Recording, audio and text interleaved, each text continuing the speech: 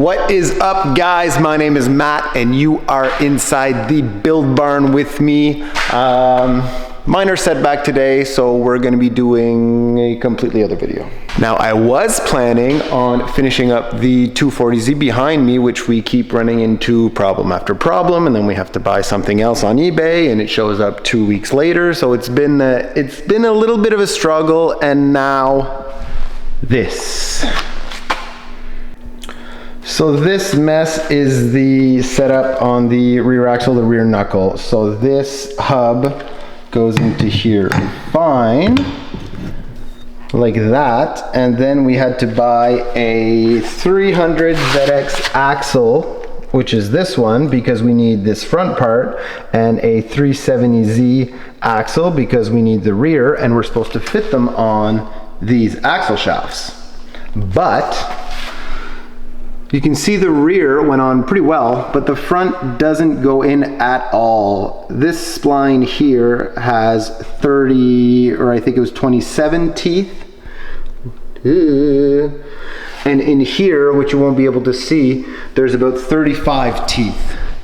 So we just keep running into these little problems, unforeseen, that are making this take a lot longer than I wanted to. I want to get this car out on the road as quick as I can, but you can only work so fast because when you order everything on eBay, it takes another 2 weeks to get here. So in the meantime, I'm gonna treat you guys to something else. I noticed that besides the RX-7 and the 240Z that we're working on, there's only the Supra in the garage.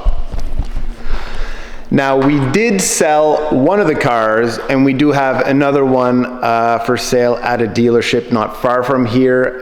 We have some big news incoming in the next couple of weeks, some big purchases, so stay tuned for that.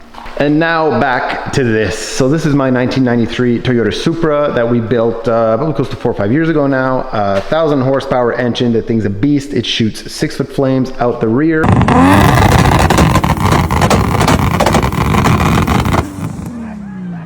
But last year we were having a little bit of problems on the tuning side of things. So what I'm gonna do is I'm gonna grab the laptop, I'm gonna plug it in, we're gonna go for a spin, I'm gonna bring you guys along, and we're gonna try and troubleshoot and send a log to my tuner to see what exactly is going on with this.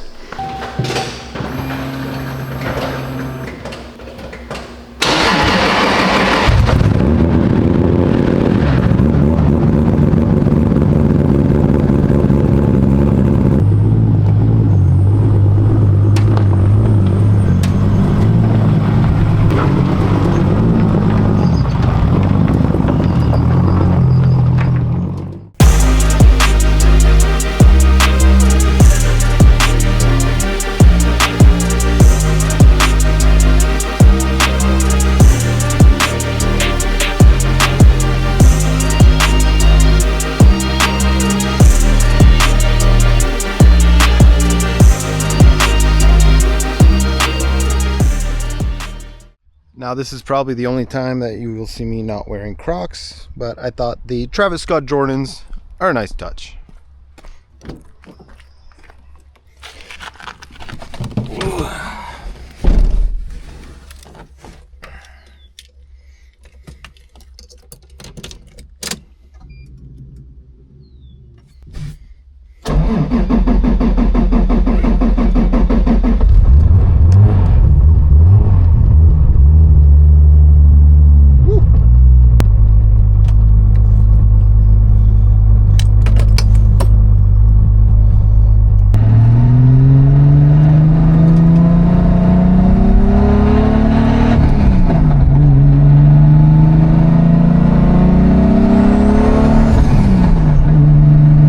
Hey, I thought I'd ride along with you guys also, so you're not stuck with this guy or that guy. I'm not really sure where he'll be on the screen, but let's skip to the first problem the Supra has.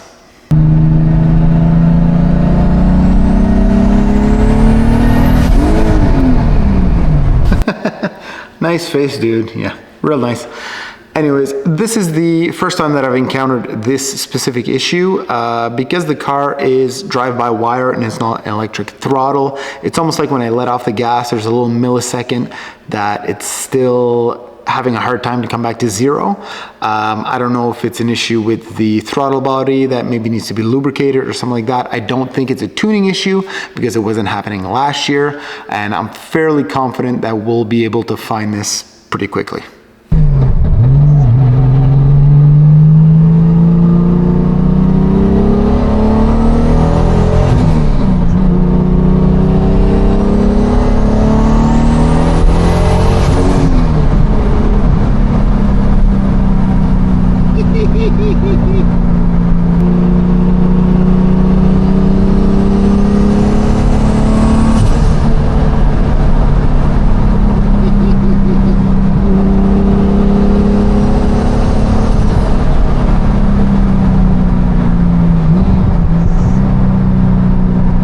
Now in the Supra right now, it's almost like when you kick the gas to downshift, it skips an engine rotation and then it kind of catches, but by then you've already let the clutch out to downshift, so you always miss your shift.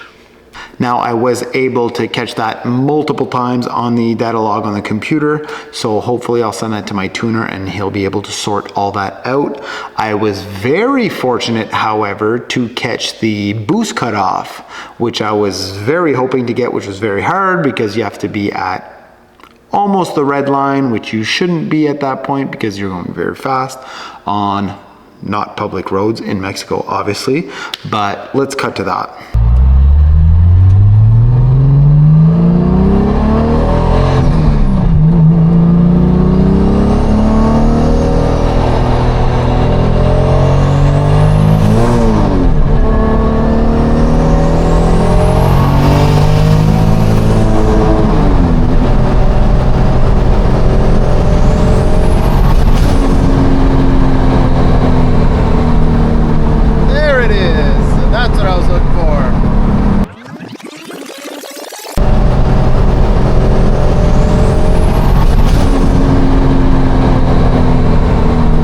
Now my biggest issue with the car is that when you give it the beans in third, fourth, or fifth gear, at a certain boost level, it just shuts down. Now I understand that these computers are very sophisticated. They're meant to do that so you don't blow up your engine when something goes wrong. With the data log that I just got, hopefully we'll be able to pinpoint exactly what's going wrong and giving that computer the signal.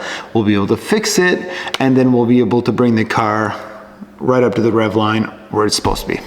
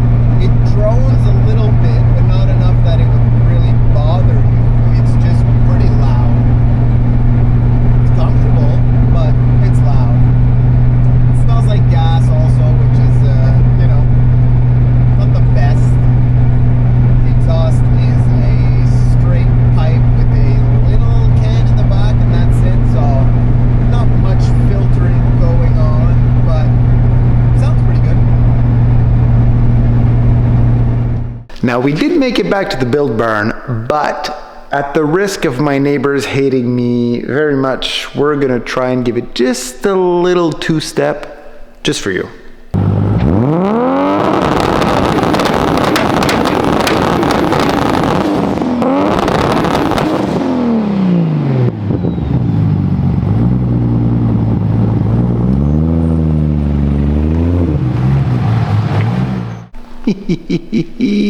We're back in the garage now. We pulled in very quickly, closed the door because the cops may or may not be on the way. We'll see. Now, I think in this video I've complained about everything that I possibly can about this car. No, there's no AC, there's no traction control, there's no ABS, there's no anything. It's not comfortable. It barely starts when you want it to, but there's a reason it's still in my garage today. Now, in the last couple of years, I've been immensely fortunate to, I've kind of had them all. I've had Ferraris, I've had an FF, an 812 Superfast, which was insane. I've had a Lamborghini Urus, a Huracan, an Audi R8, Porsche GT3 RS, which is probably still one of my favorite cars ever. But I've been around the block, and there's a reason why this is still in my garage. It's my heart and soul. I put everything I had into it, and it's very hard for me to let it go, and I probably will never let it go, along with those. And just a quick update on the 240Z now that I have a little bit more information.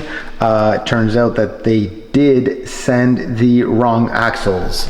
So for once, it wasn't my fault. There's a first for everything. So hopefully we get that sorted out next week. They come in and we'll be able to button all that up, put the engine in, get it on the road. I'm really hoping that we can do that very quickly because I miss this car. But on that, thank you so much for sticking to the end. If you can, like, share, comment, subscribe, everything means the world to me. Thank you so much, and we'll see you in the next video.